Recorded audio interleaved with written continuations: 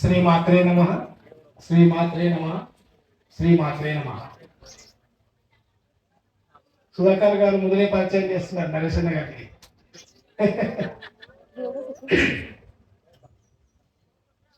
ఏం చెప్పాలంటే గురువుల ముందు శిష్యులు పెట్టవాలని చెప్పు కదా. అన్నిటికీ అన్ని తెలిసిన వాళ్ళు గురువులు కాబట్టి వారి ముందు మనం ఎంత చెప్పినా తక్కువనే. ఏదేమైనా ఈ ఒకరోజు కార్తీక మాసంలో, నేను పోయిన సంవత్సరం కార్తీక మాసంలో మహారాష్ట్ర వెళ్ళేటివి పర్సనల్గా. అయితే ఈసారి ఖచ్చితంగా నేను ఒక సెంటిమెంట్ ఏంటంటే, బ్రాహ్మణ భోజనము పంచభక్ష పరమాన్నం అని చెప్పేసి ఒక కొటేషన్ వచ్చేసింది దాంట్లో మెసేజ్ లోపల. అంటే ఎవరి అనుకోవద్దండి, ఎందుకంటే నాతో పాటుగా నా మిత్రులు కూడా ఖచ్చితంగా ఒక్కసారి మనం ఈ విధంగా అందరితో కలిసిపోదాం. ఖచ్చితంగా నేను డబ్బుల గురించి మీ దగ్గర చెప్పడం లేదు.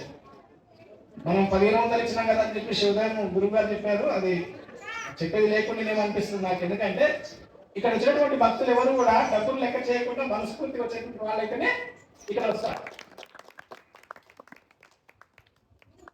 అయితే నేనేంటంటే ఆ కొటేషన్, సుధాకర్ గారి ఆ కొటేషన్ ను చూశాను.